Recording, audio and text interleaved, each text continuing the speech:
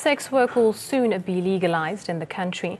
The incoming ANC-NEC has been tasked with ensuring a full decriminalization of sex work in South Africa.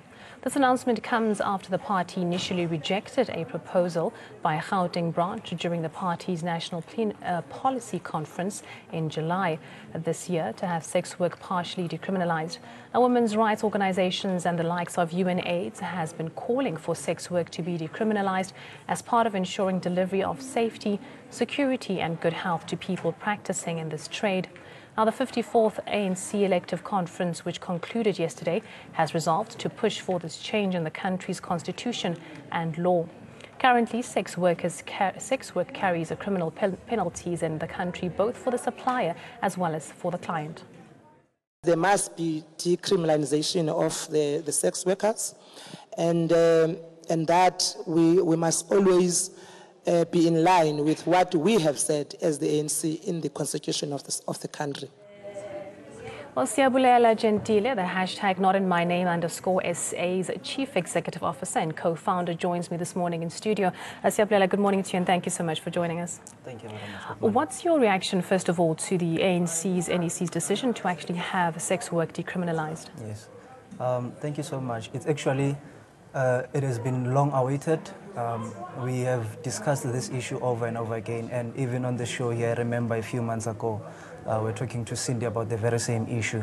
I think it is about time, and as a movement, Not in My Name South Africa, we actually accepted the decision that is taken by the ruling party, because we believe that this will not only ensure smooth regulation, but also the transaction as it is now between the consumer and the service provider will be smooth like any other business, and that we are hoping that sex workers as citizens of this country will also be protected by law as any other people who are doing business in the country.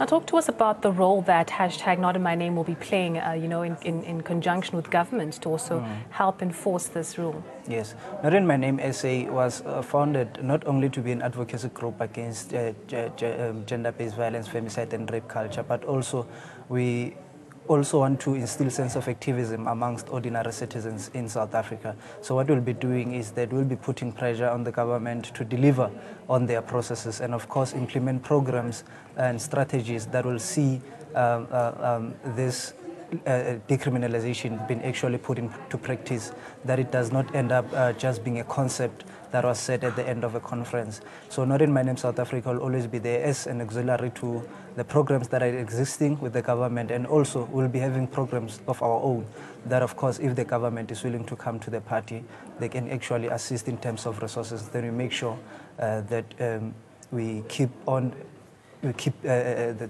transaction, as I said earlier, to be smooth and fair for all parties, and all parties involved can be actually protected. Another issue that's been mentioned is also having access to healthcare. Just talk to us about that, because I guess health is also part of someone's security. Yes, and I think it's a very important aspect of it. So as with any other citizen, sex workers are also citizens that must enjoy the benefits of being a citizen in democratic South Africa, regardless of the kind of work that they do.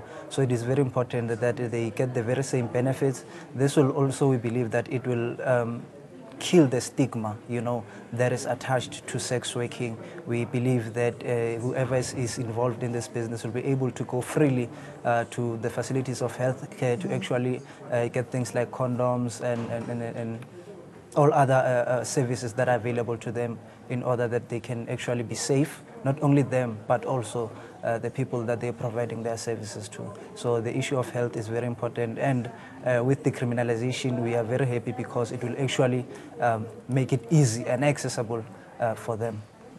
And also, do you think that perhaps workshops might be needed just for the sake of the society to help them actually destigmatize sex work in their minds? Because a lot of times it's the community itself that actually, stigmatizes people that have sex work. Actually, they are very necessary. And we are hoping that organizations that are in this space, organizations such as ourselves, will be able to come through forward and say, you know what, we have decided to come up with programs that will educate the people, the society at large, not only these ladies who are into sex trade, so that we can try and find ways in which we can detach the stigma into this whole thing. It's going to take a lot of time, it's going to take a lot of energy, it's going to take a lot of criticism from everyone, but it's something that we need to do at the end of the day. Hopefully the stigma will eventually be detached from sex work. And also, do you think that we might see an increase in perhaps more legal establishments, to actually facilitate a smooth transaction? Because I can give an example of a country like Holland. You can actually walk into a store in a section called the red light district, where you actually walk into a shop and actually purchase the service, and the transaction there it's a safe environment, it's a secure environment to actually protect the workers themselves, and maybe someday even see unions that actually work towards ensuring the rights of sex workers are actually taken care of. Yes.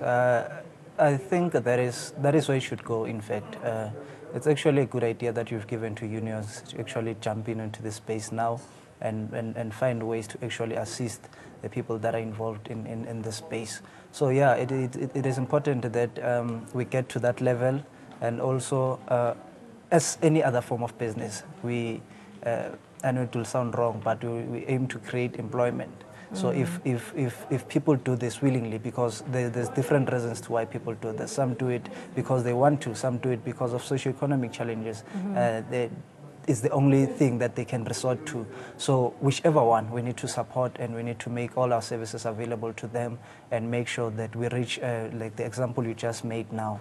It will also be good even for transparency, for auditing purposes. If I need to sit down at the end of the month, and if that's what I do, I can be able to reconcile your books, reconcile my books, and also budget properly if that's what I prefer. So I think it's very important. This will actually help us a lot. Yeah. Thank you so much for coming and joining us here this morning. That was Siyabulela Gentile from #NotInMyName SA. That he is actually the Chief Executive Officer as well as the co-founder, just talking to us about the organization's thoughts on the ANC NEC's decision to decriminalize sex work.